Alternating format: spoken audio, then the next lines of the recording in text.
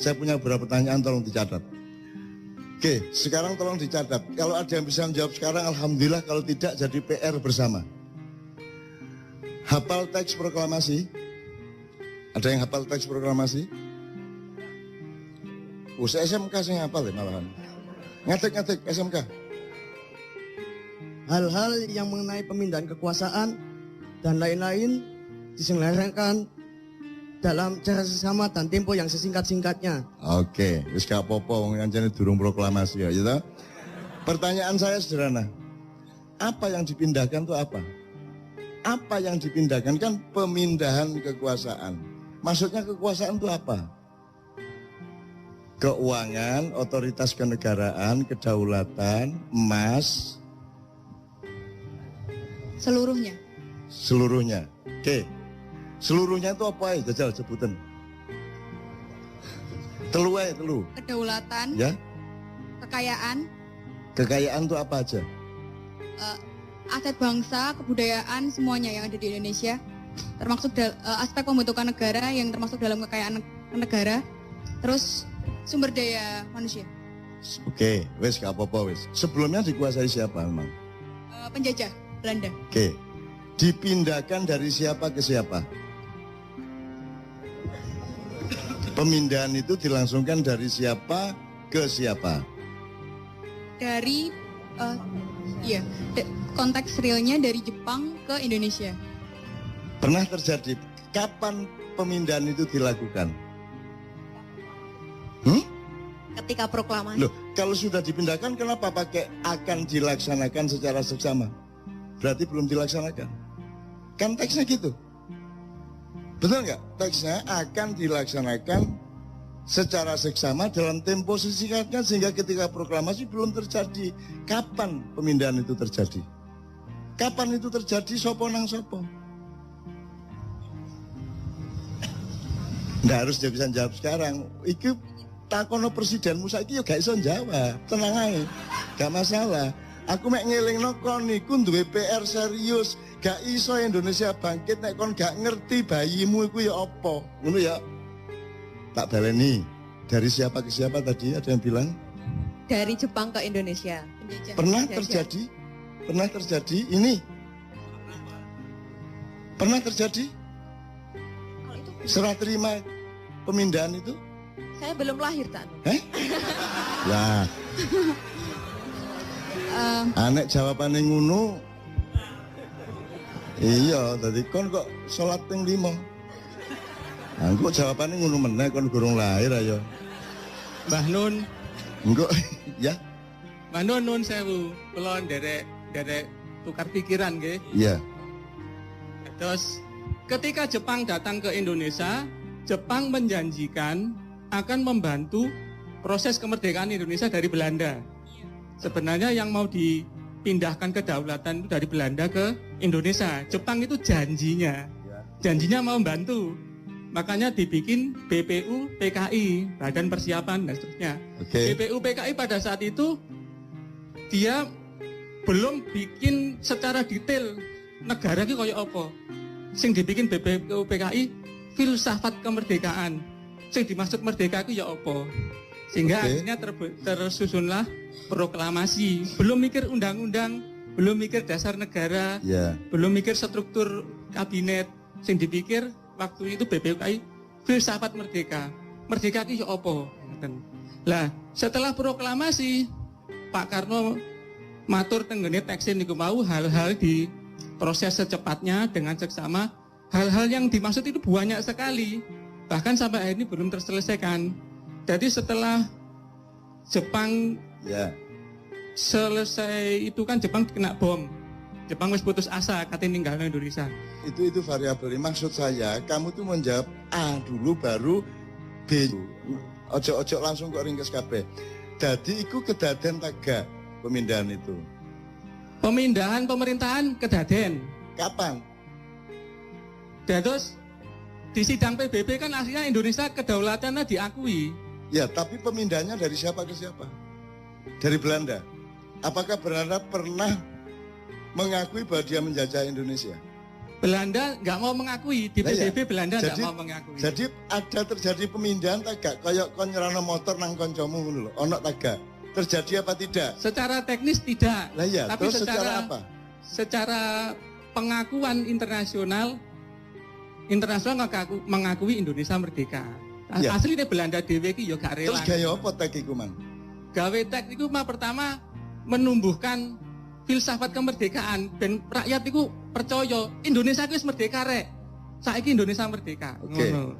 Oke, begitu dengan ini saya menyatakan ya, Nggih. wis merdeka ta iku? Menurut pernyataan Pak Karno Wis merdeka. merdeka. Terus ono PR untuk memindahkan. Nggih. Nah, apa nih PR itu? Apa PR itu? Bukan kedaulatan, wis diproklamasikan kok ono PR, kok ono. Wis soal kedaulatan yang negara ini sudah beres dengan alinea pertama. PR yang belum selesai pada saat itu soal perusahaan-perusahaan Belanda, soal wilayah Ya, oke. negara Indonesia. Ya, Dan terakhir yang dipermasalahkan Belanda, utang-utangnya Belanda kok nyauri Indonesia. saiki sudah dilaksanakan belum pemindahan itu? Secara teknis Belanda belum. Jadi gurung beres iki merdeka. Gurung beres, nasionalisasi perusahaan-perusahaan sebenarnya Oke. belum beres. Jadi kon kok mantep urip Indonesia wong nikahe gurung beres kok. Wong iki apa akad nikahe gurung beres kok.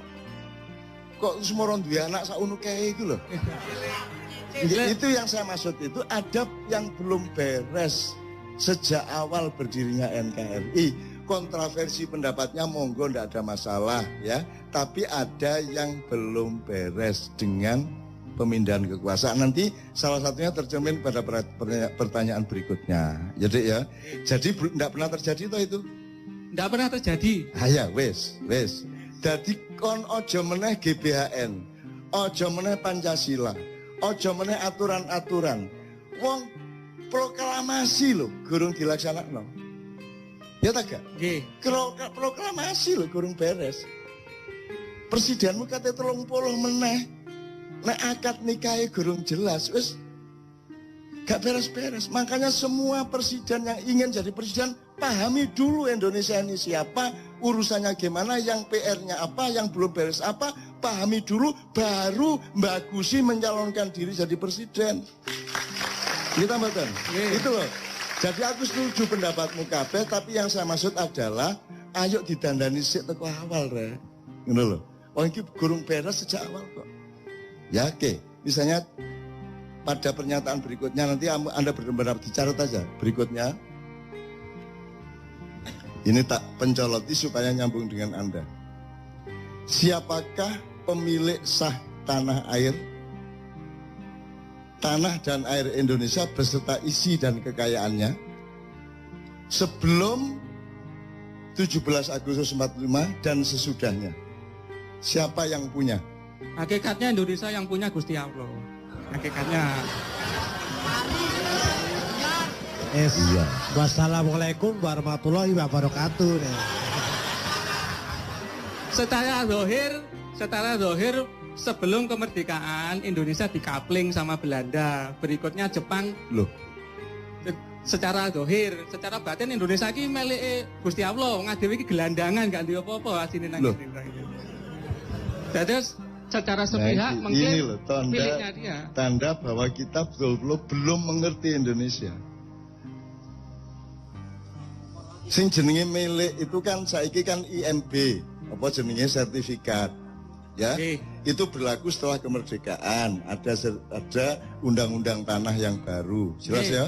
Sadurunge kemerdekaan iku dak sapa lemah iku misale saiki sing ndek Jogja wis sing tiga stasiun kereta. Ya. Iki tanahe keraton. Nah, tanah keraton. Sing saiki sing tanah sak Indonesia iki dak sapa? Tanah sak Indonesia Aja ngomong Gusti Allah loh. pada zaman Mojopahit ya secara kepemilikan milik kerajaan Mojopahit. Waktu Dengan rakyatnya ya oke.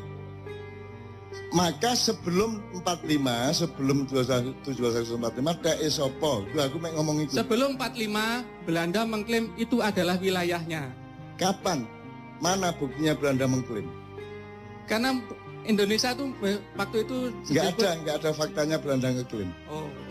Nggak ada. Belanda tidak pernah menjajah Indonesia menurut Belanda. Belanda itu datang sebagai pemborong, kontraktor. Dia kontraktor datang ke sultan atau raja, tergantung tempatnya. Pak, saya bikinkan jembatan. Pak, saya bikinkan jalan. Saya bisa bikinkan pertanian. Pembagian pendapatannya segini sama segini. Jadi mengontrak dia menurut mereka. Mereka tidak pernah menjajah kita. Gitu loh. Nah, miliknya siapa? Kontrak itu dengan siapa? Kontrak dengan sultan-sultan, raja-raja. Nah, jadi siapa yang memiliki tanah air sebelum kemerdekaan? Sebelum kemerdekaan para raja dan para sultan. Ah, ngono lho, Kitmang sintak ngenteni iki. Deke sultan, oke? Nggih. Sak Indonesia iki deke sultan dan raja-raja, jumlahnya kira-kira pira sultan dan raja? Mboten paham kula jumlahnya. Loh, berarti gak jelas iki. Loh, wong kon iki saiki tanah sak meter iso paten-paten karo tanggamu kok. Nggih. Ya ta gak? Apa meneh tanah sak dari Sabang sampai Merauke gak jelas urusane. Terus kon gawe Indonesia kok ini kok iya padahal gak jelas urusane. Itu loh yang saya maksud. Oke? Jadi tanah itu milik raja dan sultan. Oke? Yes, dit. Terus merdeka. Terus kayak siapa? Mari merdeka. Negara Republik. Milik negara. Milik negara. Upama kon rojo gelem tak gak kon? Nggih, kula nyuwun perjanjian tertulis. Ono tak gak perjanjiane? Nggak ada. Ah. Iki lho. Nggih. Jadi gelem ta kon duwe lemah sak pulau misalnya Ternate, Tidore, sak pulau iku wekmu. Terus moro-moro Indonesia merdeka. Terus moro-moro duduk tekmu. Gelem ta sultan? Moro-moro duduk dheke. Gelem ta? Ya enggak mau. Nah ya. Harus ada perjanjian. Nah, terus ada enggak perjanjiannya? Faktanya enggak ada. Enggak ada. Berarti beres enggak masalah Indonesia ini? Beres enggak? Belum beres. Jadi halal enggak Indonesia ini? Aku mek kepengin ngandani kon gak iso beresi masalah iki, ganti presidene dukno teko langit sapi itu padha ae.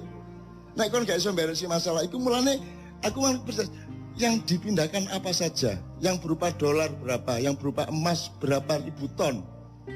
Ya, yang berupa tanah berapa, yang berupa tambang berapa, perjanjiannya gimana. Setelah tanah sebelumnya milik sultan dan raja tiba-tiba menjadi milik negara, mosok gelem harus ada transformasi land reform.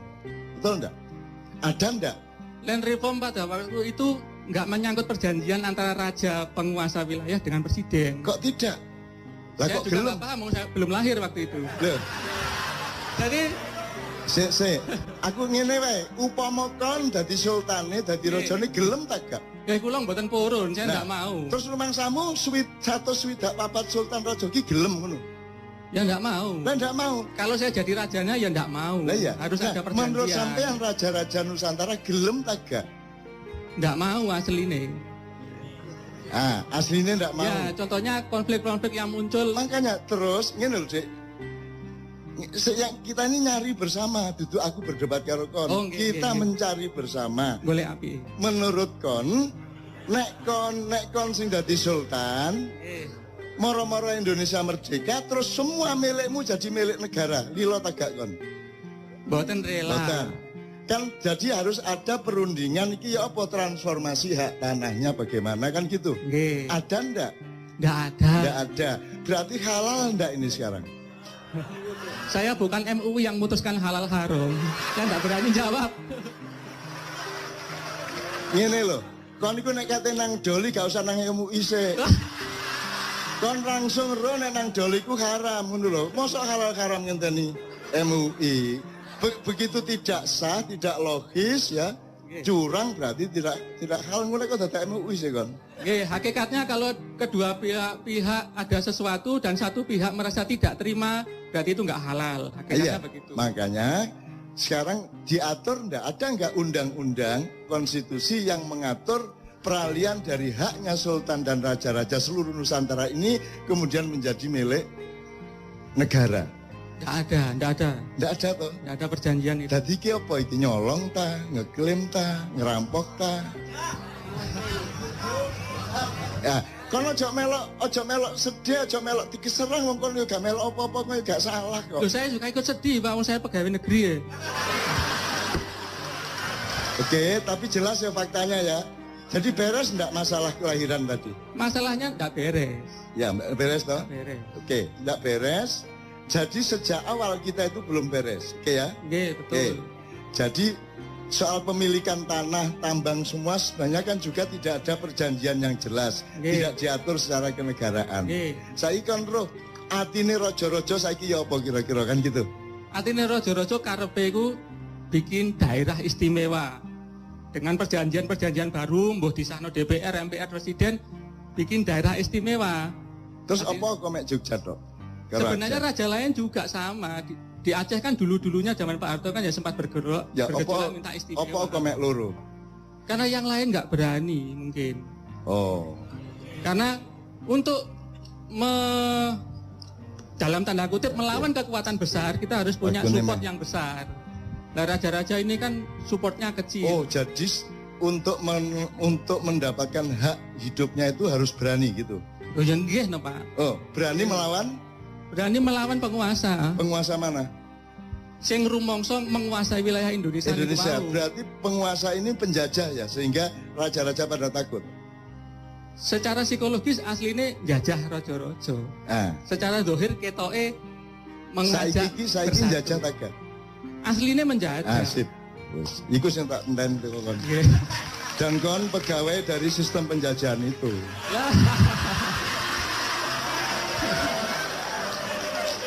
Saya nggak nyalain siapa-siapa, aku mek kepingin awakmu rek nek kate dadi pemimpin, iki PR loh ya, iki temenan loh iki.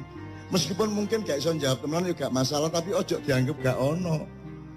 Ojo wong loro ati terus anggap gak loro hati. Ada PR-PR besar. Ya tak terusin ya supaya lengkap, pertanyaannya 2 lagi paling. Tadi pemilik sah tanah air Indonesia sebelum dan sudah kemerdekaan. Sekarang nomor 3. Apa muatan substansial UUD baik 45 maupun 2002 amandemen ya tentang pemilahan antara negara dan pemerintah? Nah, terus ngeten, aslinya pemerintah niku karyawan ini negara aslinya pemerintah niku. Karyawan. Nggih, terus karyawan pemerintah apa karyawan negara? Pemerintah niku kan ngeten, paribasane negara niku rumah tangga. Nggih, sapa kepala rumah tangga nih? Bapake. Lha sapa? Oh, yang pemilik rumahnya. Saya ini ngomong Indonesia. Oh, Indonesia ini punya rumah tangga. Indonesia secara hakikatnya belum punya kepala negara. Kenapa tidak punya? Mergo di Undang-Undang Dasar itu sebenarnya rancu antara negara dan pemerintahan. Rancu. Berarti undang-undangmu itu bener tak gak? Kalau izin aku mau kepingin ngomong apa aneh. Undang-undang dasarmu mengatakan bahwa presiden adalah kepala negara. Padahal yang kita butuhkan ada kepala negara dan ada kepala pemerintahan. ASN itu aparat sipil negara, bukan aparat sipil pemerintah. BUMN ini jenenge BUMN, duduk BUMP.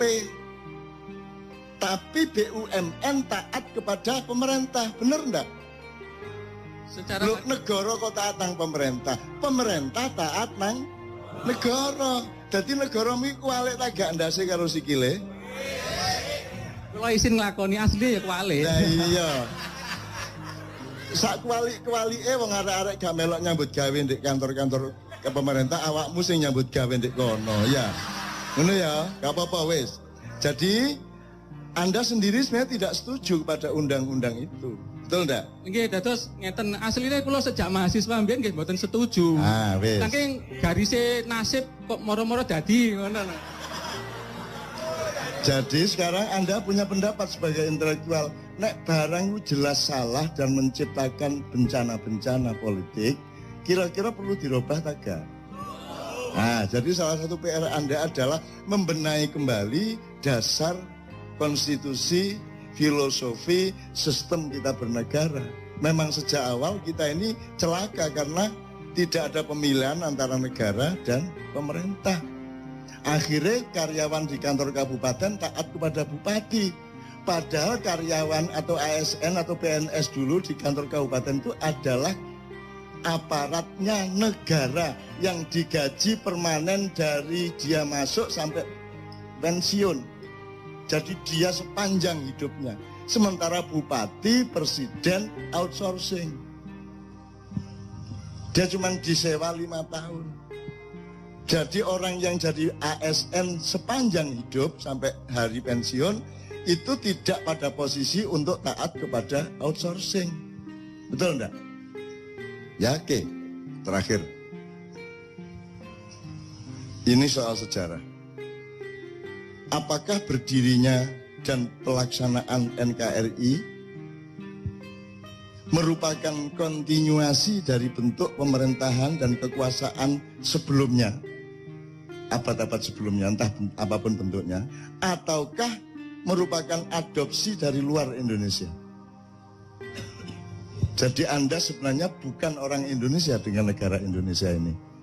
Anda adalah orang Eropa, orang Amerika, tambah orang Arab, tambah orang Cina, bernama Indonesia, label mudoae Indonesia, tapi janjane sing kok lakoni ku Eropa, Amerika, Israel, Cina dan Arab.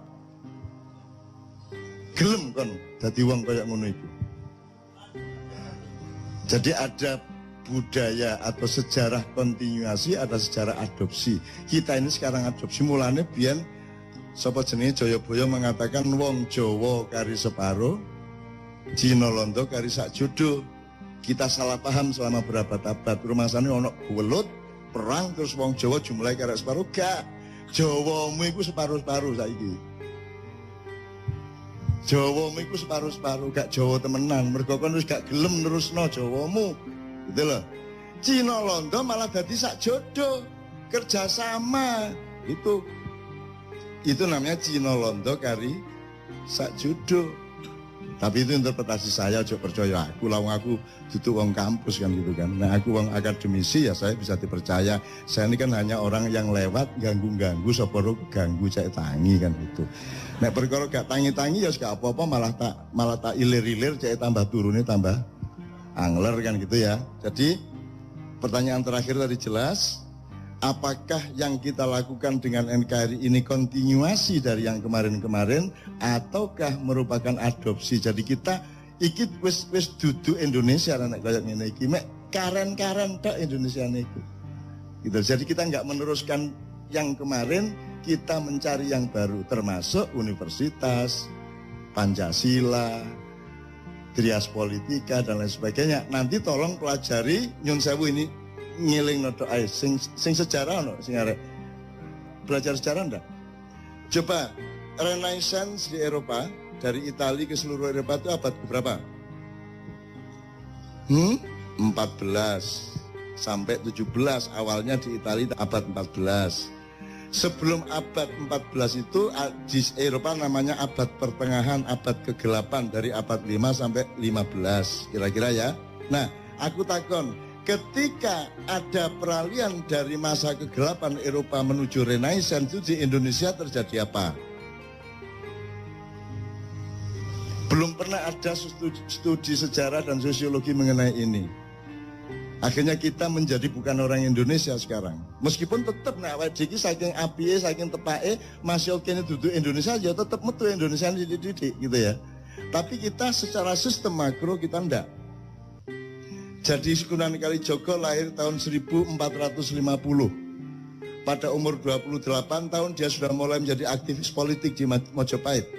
Dia melakukan transformasi yang sangat damai dan sangat bagus, dawa ceritane. Dan beliau mengawal dari Mojopahit akhir yang kita masih ada Minak Jinggo Belambangan sampai transformasi ke Demak, sampai ke Pajang, sampai ke Mataram awal.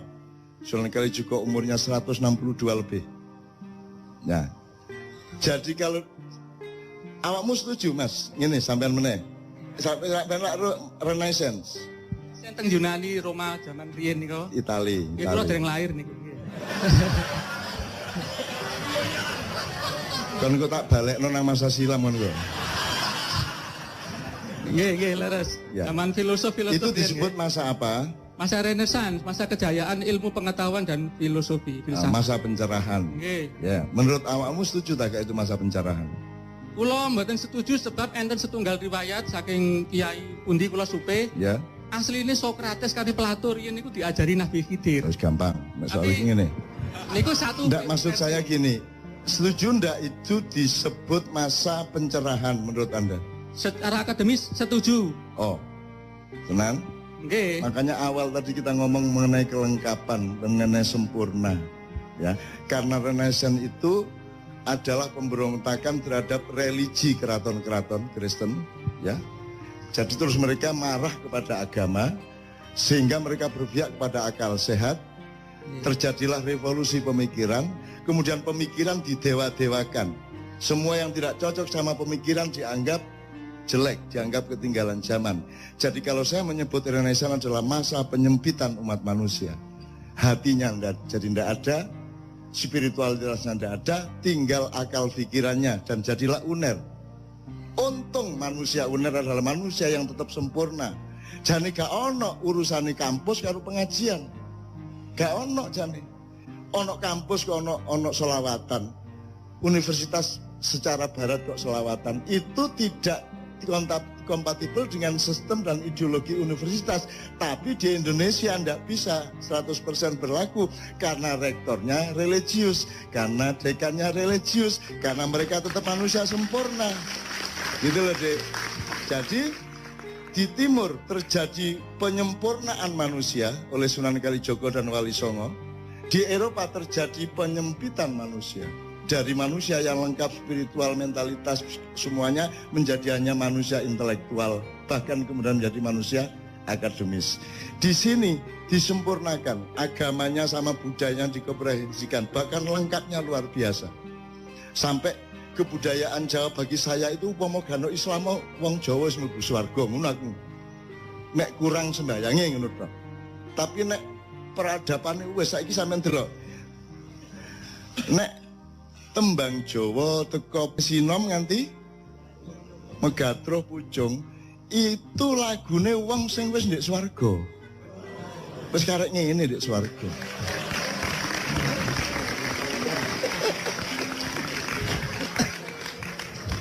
Kon gak iso mbuktekno nek iku salah. Masih aku gak iso mbuktekno nek iku bener. Tapi sing penting lak kon gak iso mbuktekno nek iku salah. Oh iya, ngono lho ya Mas ya. Oke. Jadi sekarang mudah-mudahan Pak ini anak-anak ini kita harapkan bener loh mereka nanti jadi pemimpin mulai 2025 ke atas. Anda urus Indonesia ini bener-bener ya. Anda urus Indonesia bener-bener. Gitu loh, Dek. Oke, tepuk tangan untuk cinta masa depan Indonesia.